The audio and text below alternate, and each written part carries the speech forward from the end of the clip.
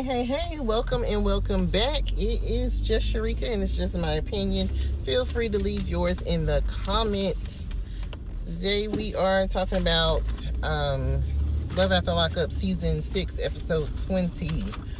And I believe this is the season finale. If it ain't, I'll see you next week, but whatever. We start off with JK and Brooke outside his mama's house, and the police then showed up because the neighbors called and said, look, it's a lot going on out there. Police was like, neighbors called them, so they had to come out and see what was going on. It was too much noise. They assure him that everything's fine, everything's okay. He was like, cool, he left. So while they out there, JK had to tell her that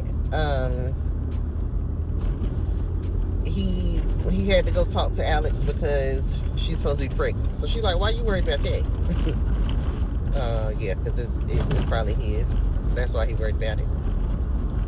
So, she's mad about that or whatever, and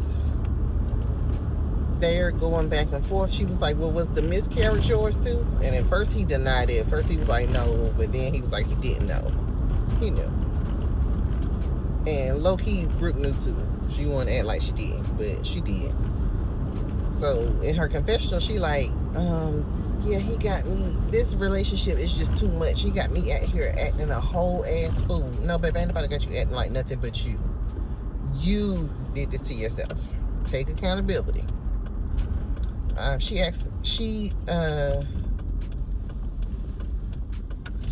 said, he said, why would I want to be with somebody who act like this? She was like, you the reason I act like this. And he said, you the reason I've been effing her the whole time. I don't know what he said that for, because then she hauled off and slapped him. She slapped him. She said her little piece, and she left. She went on peacefully about her business. Then we get over there with Kiana and Demadre. They are, being cutesy, holding hands, like they're coming back from shopping or whatever, and conveniently they get a text. Well, Demadre gets a text from Kiana saying that she will drop the charges if he can get Kiana to meet with her. Same thing she asked of the investigator. Kiana said no. So she decided she's going to go, straight through Demadre to get it done. Then we see Joella getting in the back of somebody's car, and I'm like, where is she catching the ride? No, you ain't catching the ride to meet somebody. Ain't nobody confirmed nothing. But that's exactly what she was doing. She was getting a ride to go to this restaurant to sit and wait for Kiana, because she had sent the address to Demadre. She in the car talking about she gonna be around my kids, so we need to come to an understanding. You ain't trying to get to no understanding. You trying to get in front of that woman so you can tell her about all the freaky, nasty stuff you've been doing with her man in hopes that they break up. That's what you're trying to do. You ain't worried about them kids. So she's sitting in the restaurant looking dumb, waiting on Kiana, who has no intention of meeting her. I know you fucking lying. You better wait. Anyway, so Will and Courtney let us know that they had farewell sex or something. I don't know. I don't want to talk about it. I didn't want to envision that. Troy and Zaria and Karen make peace. Finally, it was cute. It wasn't really worth talking about. Karen is stubborn. Troy is stubborn. They are the same person. They look alike. They act alike. They talk alike. But neither one of them wants to acknowledge the feelings of the other one, and that is the problem. Get back here driving all crazy. Michael and Justin, y'all know I don't even talk about them, but they wait till the last episode to want to start a storyline. Michael waited till this lady and got all these people involved looking for venues in there, just eyes lighting up at the venue. He didn't wait until she went through all of that to tell her that they are MC Hammer broke. They have no monies. Which I thought was messed up. But she was like, how long you known about this? And he was like, 2 weeks ago, or whatever he said. And she's like, you didn't tell me, the person that's supposed to be in the business with you. Well, my question for the person that's supposed to be in the business with him is, why the hell didn't you know? How do you run a business and not know you broke? Like, yeah, that's your husband, that's your partner, you trust them, but you trust and you supervise and you verify all of that. Anywho, In the confession, he says he doesn't want to spend the money on a wedding because there's no return on that investment.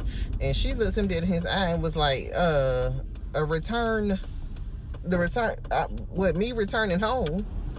And I feel like that sparked his, because, you know, he was already a little insecure thinking that she was going to leave him if he couldn't pull this off.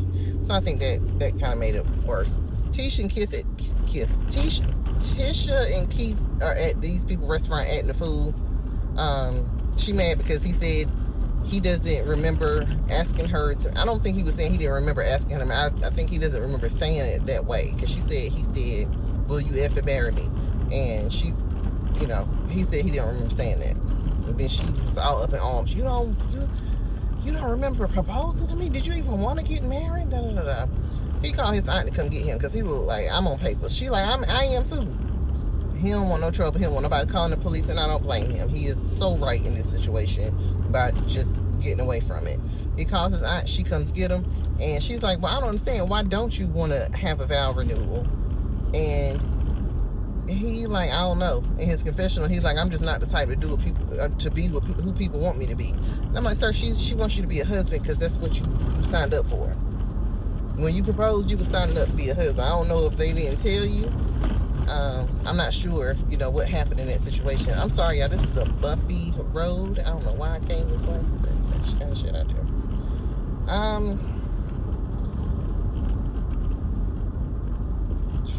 That was Letitia and Keith. I don't know why I keep calling him in Keith.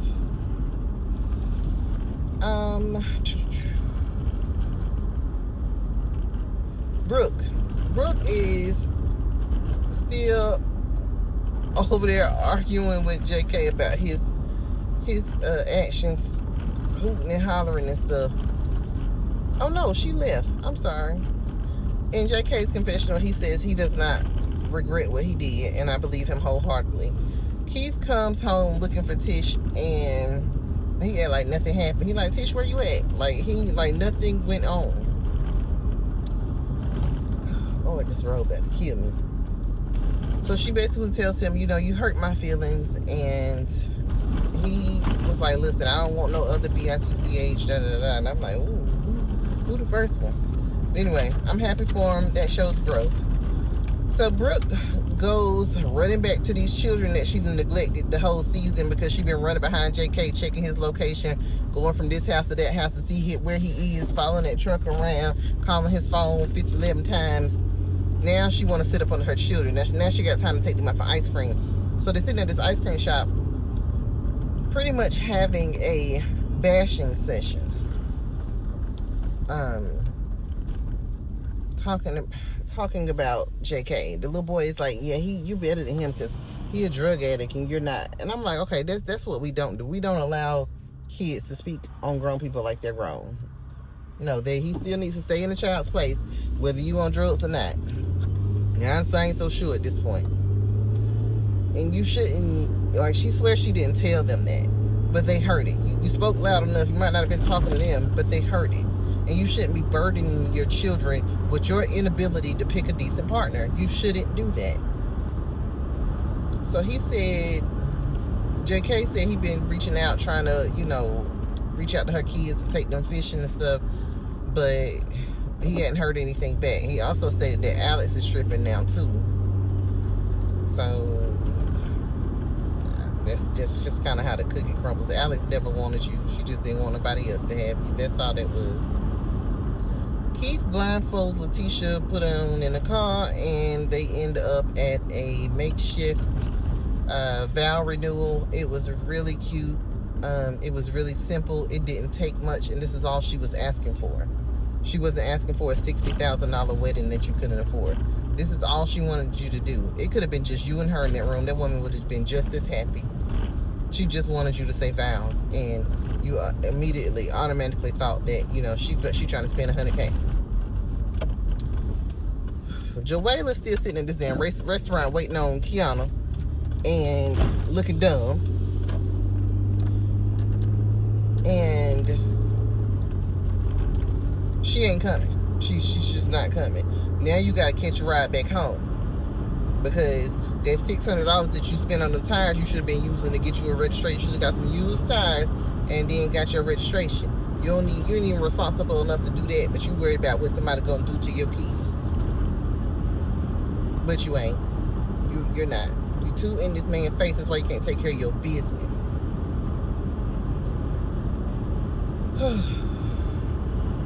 Now all of a sudden she don't want to drop the charges. You can't drive the car. Like, at this point, what's the point? God, oh Lord. So Kiana in the car talking about somebody trying to set her up. Kiana, you not slick either. You don't want to meet this girl because you don't want to ruin your relationship with the truth. You know what that man's been doing, and he's giving you a little detail, but not much. She gonna give it to you down and dirty, and she gonna tell you it's been like, Jocelyn, we've been having every 36. Yeah. She don't want to hear that. So she's avoiding it. So while Kiana's doing her confessional at home, girl, what the hell? Sunday, Joella done show up at her house. That's a problem for me, because I got whole family members that cannot pop up at my house. We don't play the pop-up game. You call before you come, or you come with it on invitation only. Don't you ever pop up at my house. And then you, Joella, come pop up, girl. Kiana lost it, and I don't blame her. I don't blame her at all. So now Joella want to be in the confessional, putting up her text messages on the camera. This is what he sent me, and it was a message from Demadrick saying, do you want me to stop effing with you? And she was like, yeah, because I'm not going to be your side chick. And he was like, are you serious? No, are you for real or something? You ain't holding them messages up for us to see. That is for Kiana to see. And that's crazy because they still together.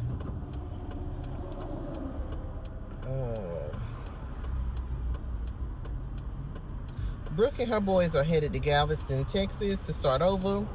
Not only is she talking about her next relationship already, she is actually actively talking to inmates in front of her kids on this ride to Galveston. Like, you, come on, girl.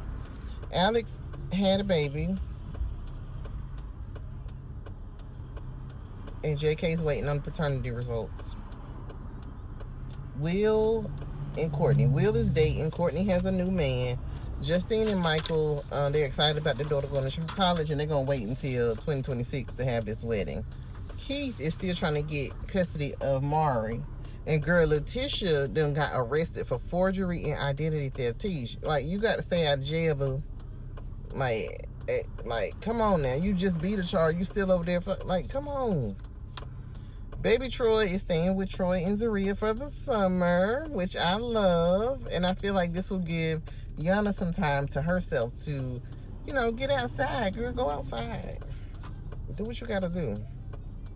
Bianca has a man, and they noted that he's never been to prison, which was shady. Daniel completed his 90-day,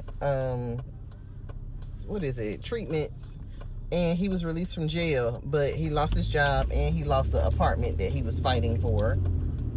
And he is staying in a sober living facility where he should have been anyway, but he want to prey on these young girls and use them for their money, because that's exactly what he did. Kiana and Demadrick, they still live together, and Demadrick and Joella only communicate to co-parent. Oh, and she's dropping she dropped the charges against Kiana. She finally realized that it's no back and forth. She got him. You might have had him once, but she got him all the time. Or whatever Kiana said in her confessional. That was it for Love After Lockup, Life After Lockup, Season 6, Episode 20. Like I said, I believe that's the season finale. If it comes back on next week, I'll be back. If not, I'll see y'all. Well, I ain't going to say that, because if they don't do better, if they don't stop dragging these episodes and these storylines and, you know, 3 episodes with the same clothes on, if we can't do no better than that, I ain't coming back. But I might do Bell Collective. So either way, I'll see you one way or another. Have a good one.